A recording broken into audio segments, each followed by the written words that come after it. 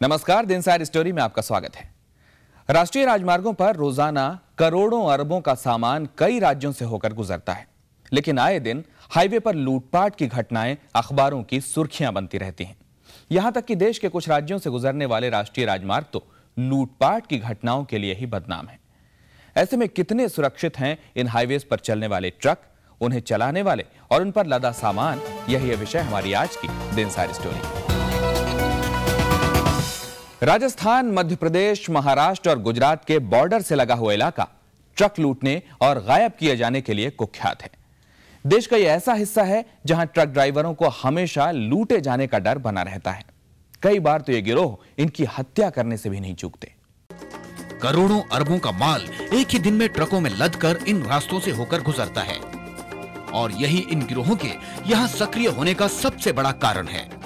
और तो और ये गिरोह लूटपाट की वारदात 2-3 राज्य की सीमा से सटे हुए इलाके में करते हैं ताकि वारदात को अंजाम एक राज्य में दिया जाए, माल को ठिकाने दूसरे राज्य में लगाया जाए और भागकर तीसरे राज्य में आसानी से छुपा जा सके। क्या क्या तरीके अपनाते हैं ये शातिर गिरोह ट्रक लूटने के लिए और कहां-कहां तक फैली हैं इन गिरोहों की जड़ें, देखेंगे एक ब्रेक के बाद। लूटने का काम बड़े ही पेशेवर तरीके से किया जाता है। इस काम को अंजाम एक पूरा गिरोह सुनियोजित साजिश के तहत देता है। इस नेटवर्क में स्थानीय आदिवासियों से लेकर शहरों के बड़े बड़े व्यापारी तक शामिल हैं। इन गिरोहों के काम करने के तरीके भी हर राज्य में अलग अलग हैं।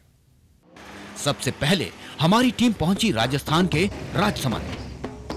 सुनसान जगह या ढाबे पर आराम करने के लिए रोके गए ट्रक ऐसे गिरोह का आसान शिकार बनते हैं। इधर गिरोह के कुछ सदस्य ट्रक के ड्राइवर और क्लीनर को बातों में लगाते हैं और उधर बाकी लोग ट्रक में लदे माल पर हाथ साफ करने की तैयारी करते हैं। ट्रक की तिरपाल काटकर माल एक दूसरे ट्रक में भर दिया जाता है।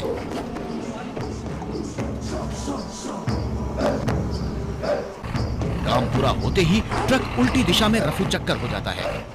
इस बात की भनक जब तक ड्राइवर और क्लीनर को पड़ती है तब तक ट्रक दूसरे राज्य का बॉर्डर पार कर चुका होता है। अकेले महाराष्ट्र में 2001 से अब तक 40 से भी ज्यादा ट्रक लूटने की वारदातों के एफआईआर दर्ज हैं।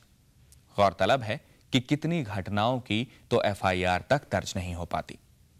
ट्रांसपोर्टर्स परेशान हैं, बीमा कंपनियां भी परेशान हैं, सामान भेजने वाली कंपनियां तो खैर दुखी हैं ही, लेकिन पुलिस और प्रशासन सिर्फ हैरान है। इन सभी की आपसी खींचतान में उस ड्राइवर और क्लीनर की सुध लेने का ख्याल तो शायद ही किसी को आता होगा जो जान हथेली पर रखकर इन राजमार्गों पर चलते हैं।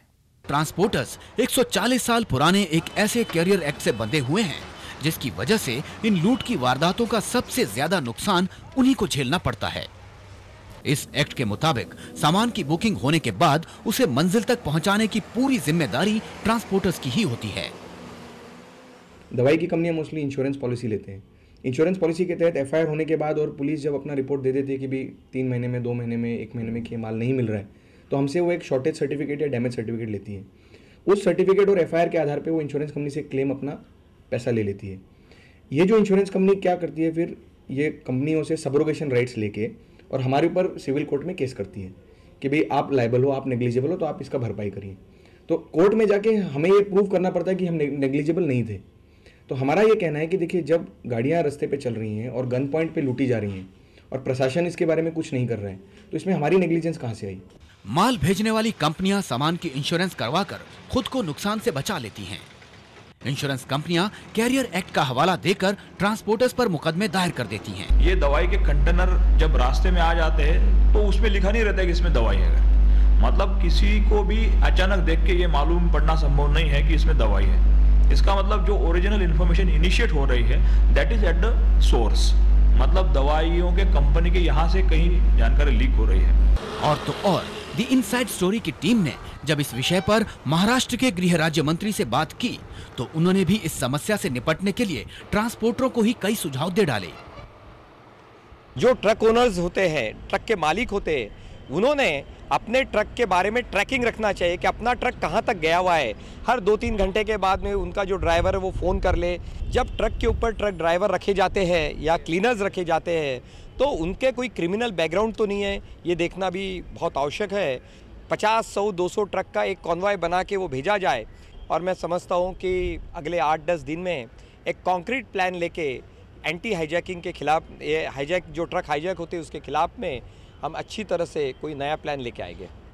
किसी भी ट्रक के लूटने के बाद सामान भेजने वाली कंपनी के नुकसान की भरपाई इंश्योरेंस कंपनी कर देती है। लुटेरों से लेकर चोरी का माल बेचने वाले तक सभी लोग अपना हिस्सा हासिल कर लेते हैं, लेकिन ट्रक को उसकी मंजिल तक पहुंचाने वाले ड्राइवर या क्लीनर की जान की कीमत शायद कोई भी नहीं लगा सकता।